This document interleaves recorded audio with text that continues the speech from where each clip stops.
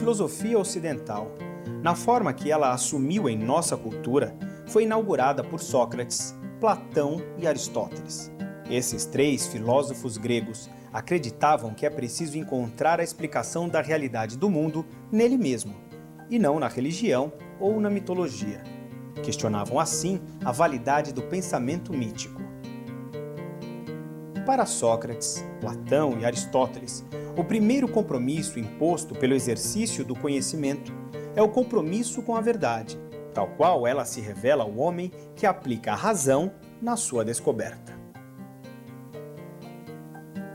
A filosofia grega nasce como um esforço de superação do pensamento mítico, guiada pela ideia, pela intuição genial dos gregos de que esta explicação sobre os fenômenos, sobre os dados da nossa experiência, deveria ser encontrada na própria natureza das coisas.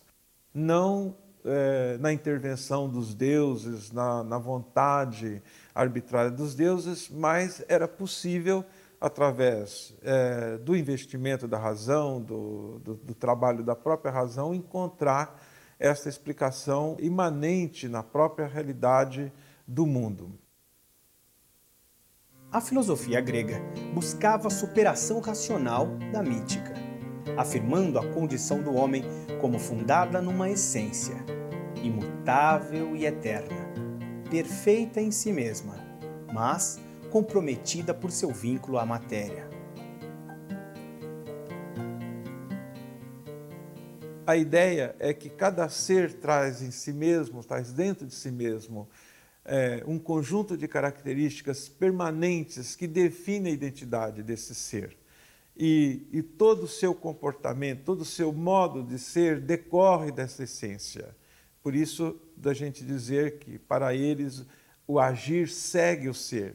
Ou seja, cada objeto, cada ente, cada indivíduo vai agir de acordo com a sua própria natureza.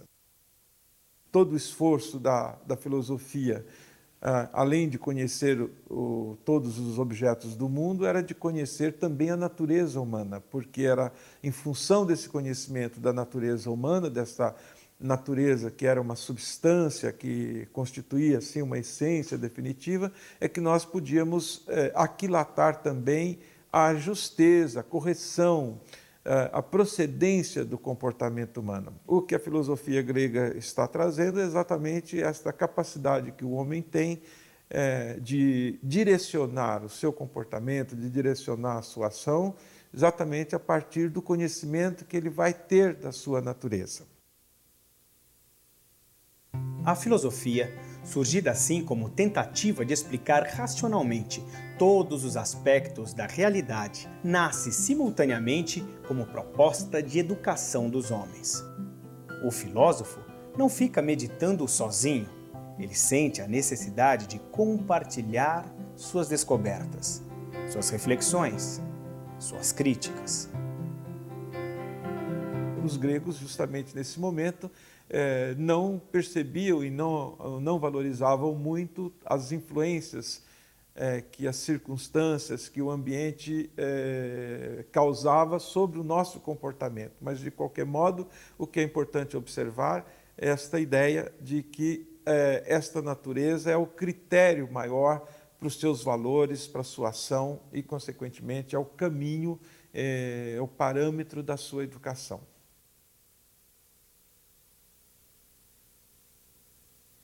Que a filosofia, quando nasce na Grécia, ela nasce intimamente articulada com uma pedagogia. Ela é uma paideia, ou seja, é uma proposta de acordo com a qual nós deveríamos estar usando a nossa capacidade de conhecimento, né, para a educação do indivíduo ao longo da sua existência.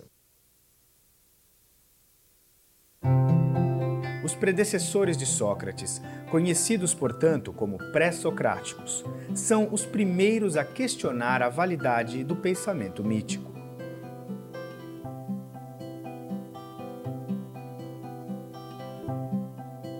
Este processo, esse movimento importantíssimo e revolucionário para aquele momento, começa com os assim chamados os filósofos pré-socráticos. Com os poucos recursos científicos, digamos assim, que eles dispunham naquele momento, eles conseguem unificar a experiência humana, unificar esta grande manifestação do real, atribuindo a um determinado elemento físico a responsabilidade pela natureza de todos esses objetos. Todos os seres, todos os objetos têm uma arqué, ou seja, um princípio originário. Uns acham que é a água, outros que é o fogo, outros que é o ar, outros que é a terra, outros que é o infinito. Isso não faz a diferença, o importante é justamente este princípio ordenador da multiplicidade da experiência.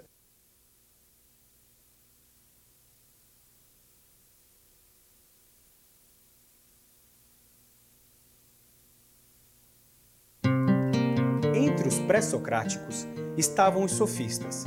Esse grupo de filósofos teve o mérito de reconhecer a importância dos sujeitos humanos, já que, para eles, o homem é a medida de todas as coisas. Mas enviesaram esse princípio ao defenderem que isso legitimaria o homem a buscar apenas seus interesses particulares. Sócrates, em oposição a essa visão egoísta, acreditava que é preciso que se leve em conta o interesse comum de todos e as referências universais que são dadas pelo conhecimento. Defende que nosso compromisso deve ser com a verdade e não com a mera utilidade pragmática.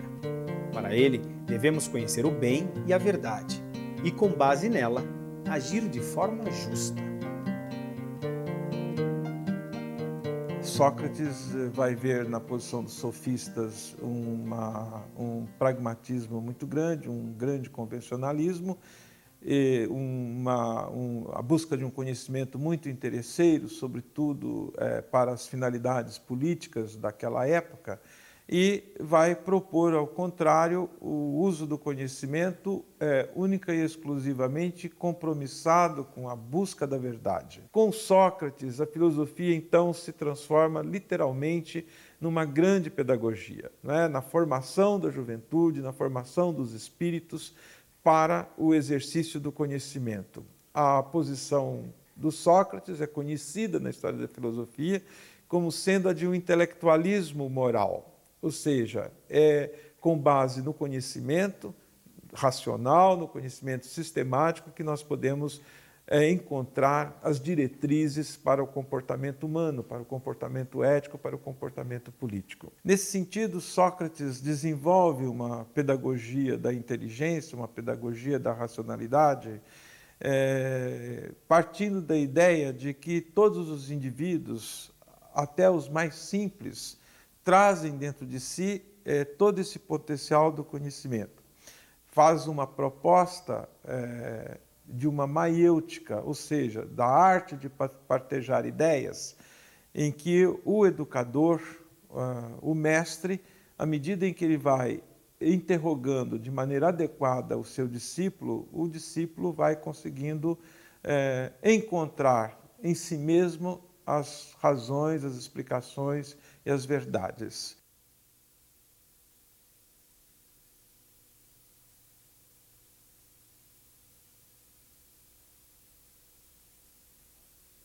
Isto custou caro a Sócrates, que foi condenado pela sociedade ateniense exatamente por estar propondo esta educação revolucionária da juventude, que obviamente ia contra as propostas e as ideologias vigentes que decorriam da mentalidade mítica que ainda resistia ao avanço da cultura grega naquele momento.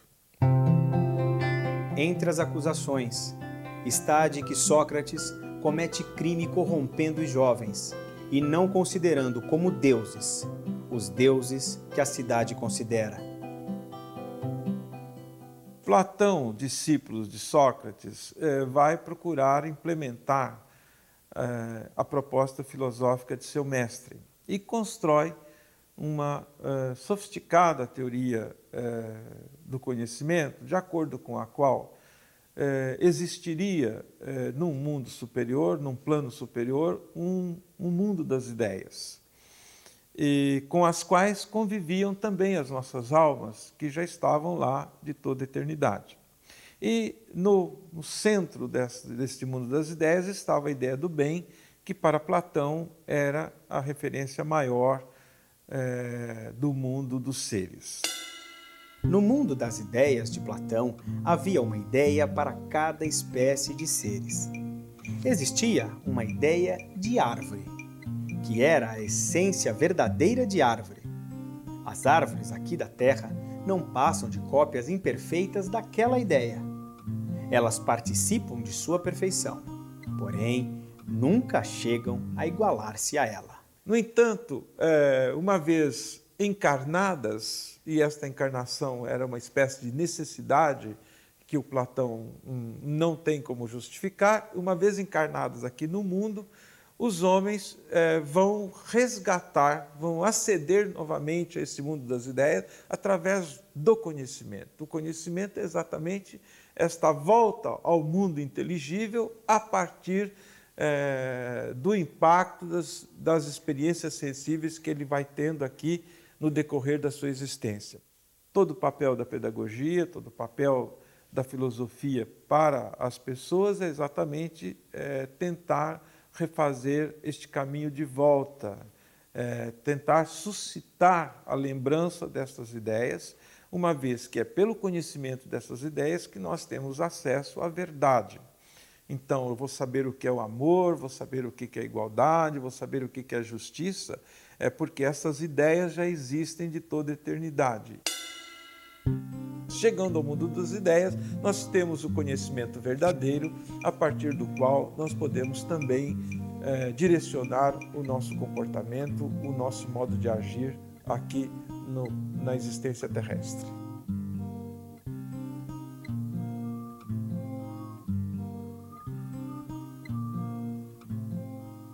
Contrapondo-se a seu mestre Platão, Aristóteles defende que todo ser traz em si mesmo sua própria essência, realizada no mundo natural.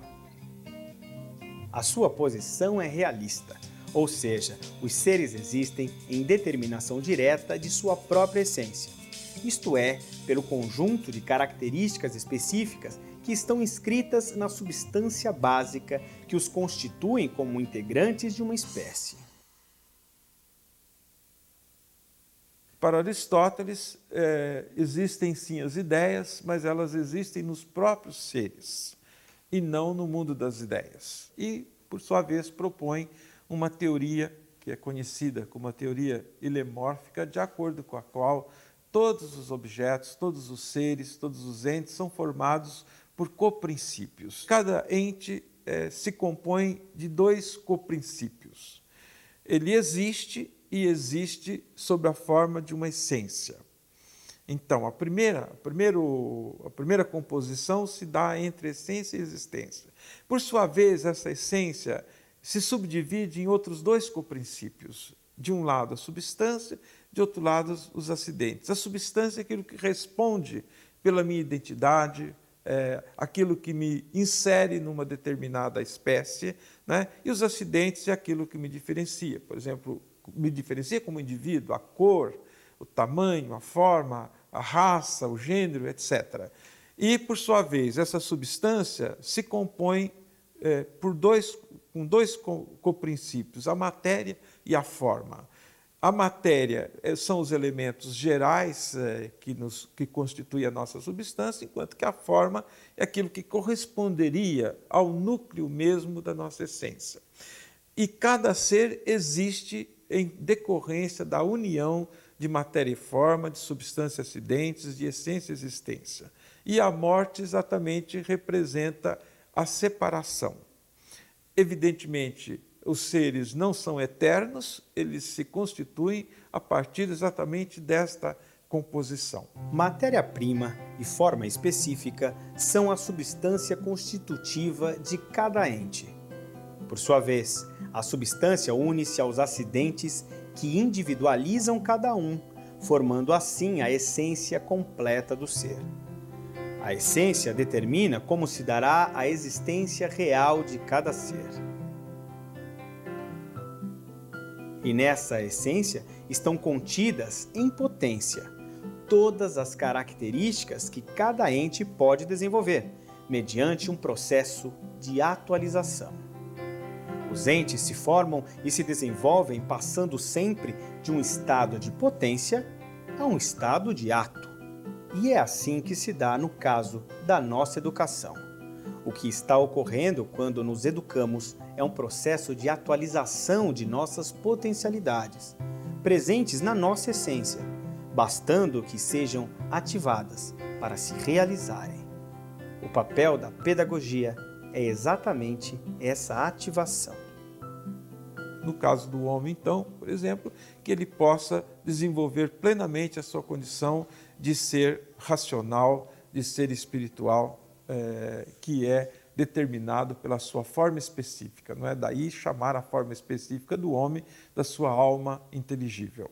Ao ser desenvolvida plenamente, ela se atualiza, ela se torna em ato, a existência em ato. Esta teoria do ato e da potência que determina toda a proposta de ação ética e política de Aristóteles.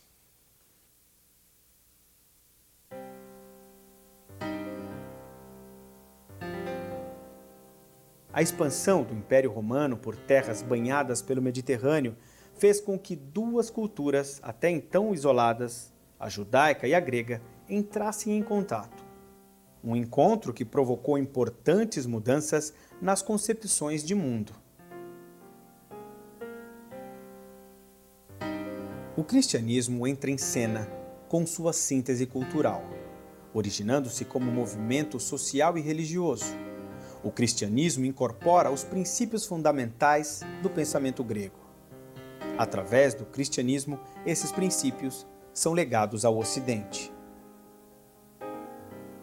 Com as conquistas do Império Romano e a universalização do mundo mediterrâneo, esta filosofia grega vai ter papel importantíssimo na constituição da cultura ocidental. E é nesse momento, no início da nossa era, que vai entrar em cena também o cristianismo, que vai fornecer os principais educadores, os principais formadores da sociedade, da nova sociedade europeia que vai se constituindo. Santo Agostinho nasceu e cresceu no norte da África, então sob domínio dos romanos.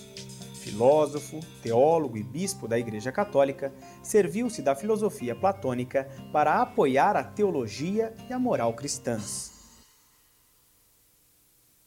Santo Agostinho faz a releitura da filosofia de Platão, incorporando seus elementos idealistas à luz das categorias do pensamento cristão. Nesse sentido, introduz a ação criadora de Deus, né, que cria deliberadamente as almas humanas, e o mundo das ideias, na verdade, é o mundo da consciência divina. Para Santo Agostinho, o nosso conhecimento não se dá por reminiscência, já que não convivíamos com o mundo das ideias, mas se dá por iluminação. É através da iluminação da consciência divina que a consciência humana é capaz de chegar ao conhecimento das ideias. Santo Tomás de Aquino, frade dominicano e teólogo italiano, buscou elaborar uma síntese entre aristotelismo e cristianismo. Sua obra monumental tornou-se a própria referência filosófica da teologia católica. Por sua vez, Santo Tomás de Aquino, já no século XIII, vai fazer uma leitura cristã da filosofia de Aristóteles, introduzindo fundamentalmente o elemento da criação divina. Ou seja, as essências não existem de toda eternidade, mas foram criadas por Deus por ato deliberado de sua vontade onipotente.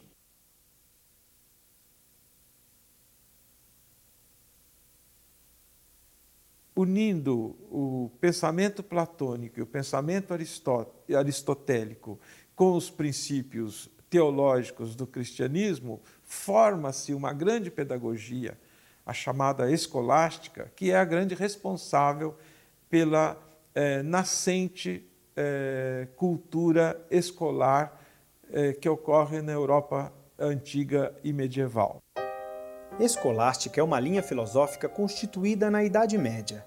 Seu conteúdo é formado pela síntese das doutrinas de Platão e Aristóteles com as doutrinas cristãs. Foi uma tentativa de harmonização de duas esferas, a fé e a razão. Santo Tomás de Aquino foi o maior representante da escolástica.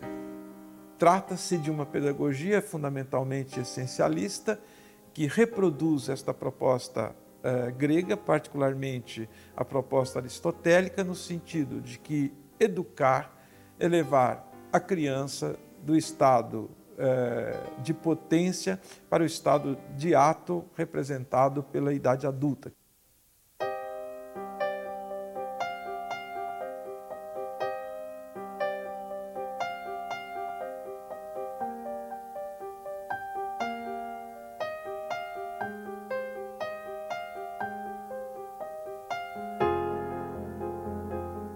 Durante toda a Idade Média, o pensamento filosófico e o pensamento pedagógico estarão profundamente marcados por estas premissas da filosofia grega. Nós estamos diante, novamente, de uma filosofia essencialista, ou seja, e particularmente no caso do homem, o que importa é agir de acordo com a essência humana, com a natureza humana, que é justamente conhecida através do processo de abstração, do processo do conhecimento. Uma vez conhecida essa natureza humana, nós podemos deduzir com razoável tranquilidade quais são as diretrizes para a nossa ação ética no plano individual e para a nossa ação política no plano coletivo.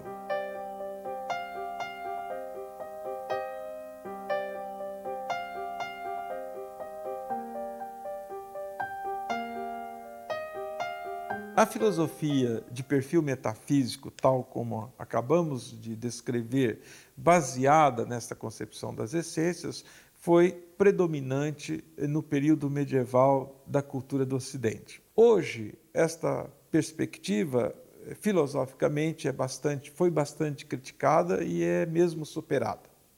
No entanto, não se pode perder de vista que ela teve uma importância muito grande na constituição da tradição cultural do Ocidente.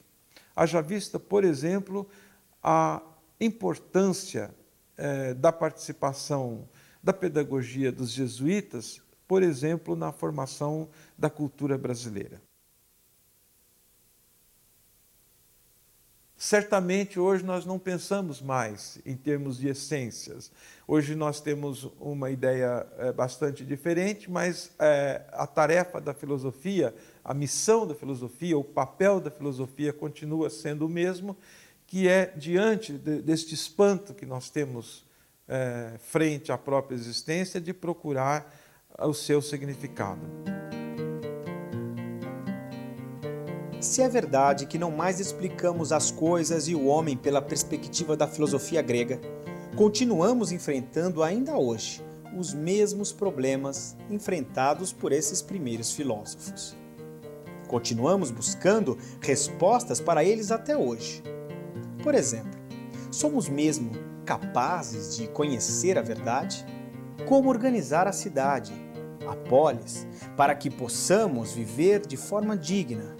Quais são os nossos principais problemas? Qual é o sentido da vida? As respostas filosóficas formuladas pelos homens ao longo da história mudam muito, mas as questões que as fizeram brotar permanecem.